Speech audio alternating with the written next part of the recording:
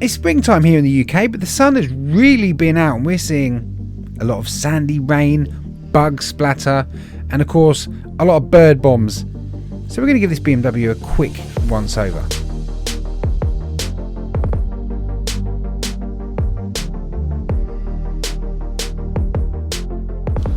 Starting off with wheels, we had the iron fallout remover from Valley Chem. Now this will break down all the brake dust on the vehicle, really any of those kind of contaminants are really breaking down. You see the kind of purple bleed you get from the wheels there, that's starting to eat away at that brake dust. And yes, in the summertime you do get a lot of that brake dust. We also apply that to the tyres as well. Along with that, we put on this brake cleaner mix, which is a shampoo foamy mix, which really helps bond that iron fallout remover to the wheel and also starts to eat away any other contaminants and bits and bobs on the wheel. So I'm going to try out this Parkside brush. This is a Lidl brush that I got for $3.99. It's a bit smaller than the usual wheel brushes I use. Not so good for the arches because it is quite small, but maybe for smaller spoke wheels. And it's actually done a very, very good job. I've applied my mix to the actual brush before, hitting the wheels with the barrels as best I can with this brush. Actually, considering this funny kind of slightly wobbly quick release handle on it, done a pretty good job. It's quite an abrasive, quite a tough brush, so maybe not good for the more delicate wheels out there, but for these kind of wheels, in the condition they're in, it's a really good brush. See, they're using the larger brush for the arches just to scrub away all the dirt from all the road use. But the smaller Parkside brush, for the money, I mean, it's a great little brush. And with that quick release handle, I don't know if they're going to be doing alternative brushes for it, but yeah, it's a pretty clever idea. Tyre brush to scrub off the tyres. Yes, I have had iron fallout on them tyres. It eats away at all the contaminants. And then a quick hose down. Once I've hosed it down, I go over the face of the wheel. I haven't been over the actual face of the wheel with anything. I like to get a bit of contact with a wash mitt on there. But first I rinse off everything. It's a good way to assess the condition of the wheel, see if there's any scratches. Now these wheels aren't in the best condition, if I'm honest. They are a bit scratched, they are a bit scuffed. But wheel cleaner on top and a wash mitt which kind of foams up quite nicely, allows you to really get in all the nooks and crannies of the wheels, get all the little areas that you haven't really touched with the contactless wash so far.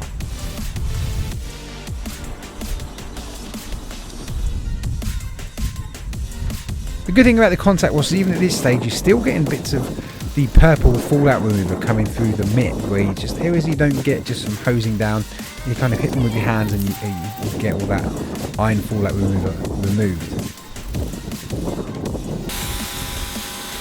Obviously I go around all four wheels just like this. It's good to have a process, it's good to have a system when it comes to wheels because it's very easy to get complacent, so I do pretty much the exact same system with every wheel every single time. It's nice to have a routine and a schedule with these kind of things. Not always easy, but I'll try. Insect remover. This is from, again, Lidl. This is an insect remover. Now I apologise for my blurry camera, I don't know how this happened, but I wanted to try out this insect remover. I've used bug and insect removers before, some are good, some are poor. This, I give it a 5, maybe 6 out of 10. It's not bad. It doesn't remove them. It loosens some of them. There were still some of them that hang around. Now I did citrus degrease the rest of the vehicle, but the front mostly had the insect remover, and then I snow foamed on top of it just to give it a bit of an extra punch. Allows it more time to dwell on the vehicle as well. Now I'm using Built Hamber touchless snow foam, which isn't the thickest of foams in the lance I was using, but nonetheless I really like this snow foam. You see how it runs off along the vehicle there? It's not breaking apart, it's just a constant flow of foam, and that's kind of what you want. You want a blanket of foam, now, regardless really if it's thick or not, just a constant blanket running down that vehicle. It's going to break up all those contaminants and loosen all that dirt before you rinse off.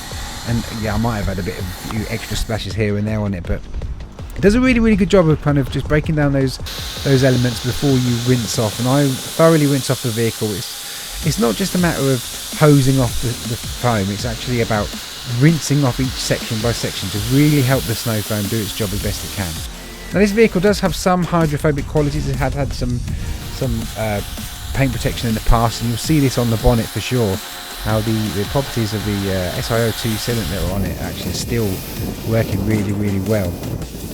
Rinsing off the vehicle thoroughly, again, it's good to have a process, it's good to have a system in place, panel by panel, section by section, however you want to do it, whatever works for you, top to bottom, bottom to top, doesn't matter what. And you see here I just take off the nozzle and just run heavy water across the bonnet just to kind of inspect the sealant that's on it, and yeah, it's still holding up really, really well.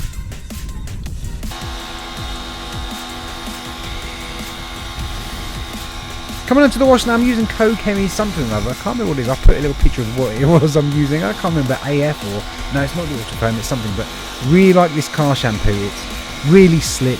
It's really nice on the panel. It doesn't have much of a fragrance. But now I've applied this first of all in the foam cannon just loosely. And then I've gone on with the 2-bucket contact wash. And one reason I've done that is because although this isn't the hottest of days, we had some really hot days last week. This is a cloudier day, but that sun was peeping through every now and then. So what I wanted to do was coat the whole car, try and keep the body temperature of the panels down as low as I could. Allow me to get around the vehicle, but then at times like now, the sun was peeping through and I thought I'm just going to keep this side of the vehicle wet and as cool as I can, just so those chemicals and that shampoo doesn't dry on the car. So just running it over every now and then. I'm a little bit OCD about this. I panic constantly that the sun's coming out and it's going to dry the panels. So I carry on around the other side as methodical as I can before kind of heading back in another minute or two to reapply this car shampoo in the lance, just to keep it wet and stop it from drying out.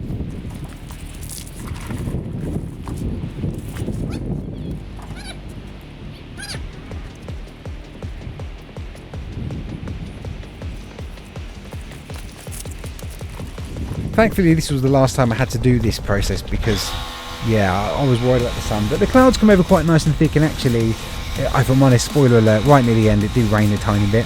Which was just annoying, just one of those days where you think it's all going to be fine and dry and clear. Like the weather said it was going to be fine, but no, we did have a few spots of rain a bit later on. But nonetheless, it didn't stop me from completing this job.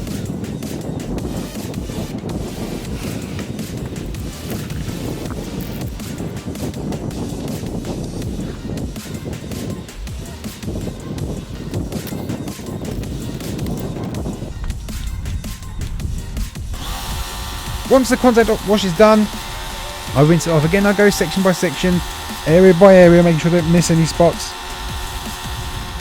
One thing you don't want to do is leave any of this car shampoo on the car, just because it makes it difficult on the drying stage. You still have suds running off the car when you're trying to dry it. So a good rinse, panel by panel, section by section, very, very good. It's just good to be methodical with these things as best you can.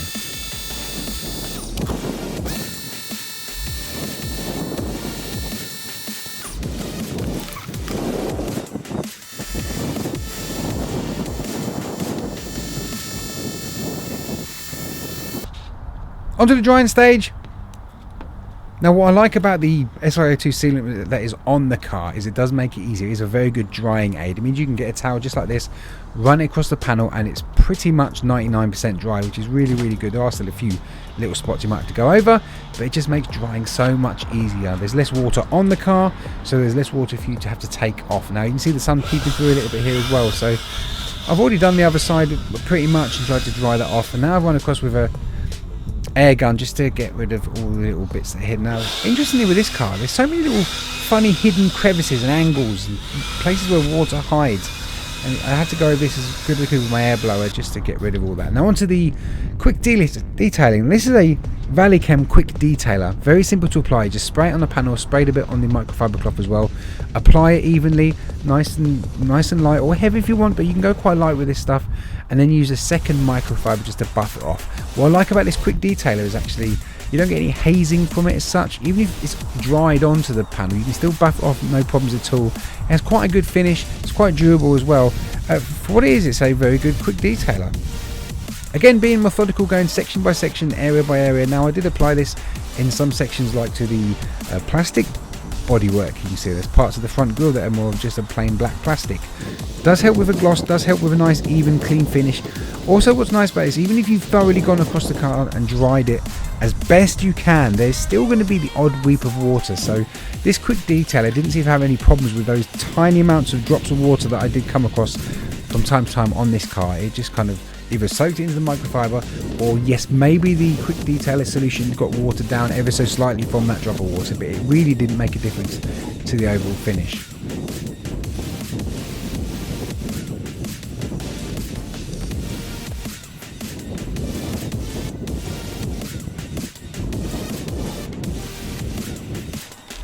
Now, although I don't want these kind of wash videos to go on too long, because the process is very similar on every car or vehicle that I do, I wanted to show you this side of the vehicle, and I'm really going to try and highlight the before and after. Now, maybe there's a slight difference because of the way the sun was between starting this side of the vehicle and when I finished it, but you can see a slight haziness to this side. Yes, I've just sprayed it with a quick detailer, but even before then you could see a very slight haziness to that side panel. Now, this isn't a full paint protection, polish, wax, all that going on with this vehicle. It's just a very quick detail after it's washed, but you're going to see a good before and after of this side panel. So you can see first of all that the process have gone through panel by panel with the quick detailer, applying it and then buffing it off with the second microfiber, but also just how the finish is with that quick detailer, and actually what a difference it makes to really bring out the gloss and the colour as well of this dark blue vehicle. So that's what it finished like, and you'll see right here how it started. See that haziness on that passenger side door? And then with the quick detailer applied, yeah, I know the light's different, but you can still see it definitely really brings out a lot of vibrancy in that panel. This Valichem tyre dressing is a silicone product, and it's not the most glossy. If you're looking for that super slick wet look, you're not going to get it with this product. What you're going to get is what I could only describe as like a new tyre finish. It looks like a new tyre again. It's like semi-satin, but it's not over the top. It doesn't, kind of looks like you haven't applied a finish, but you have. It's ideal. And a few before and afters here. First of all, you see here just the usual kind of sandy rain we get, nice and clean at the end. And the glass obviously all cleaned with glass clean as well. Bugs on the front, all removed. That Lidl Bug Cleaner actually didn't do a bad job. Again, usual road grime this time of year with the odd shower we get. All cleaned away, all looking fresh. Overall, we've got one nice, happy BMW 2 Series Grand Tourer. Thanks for watching, folks. And don't forget to subscribe to the channel and check us out at gdsp.uk.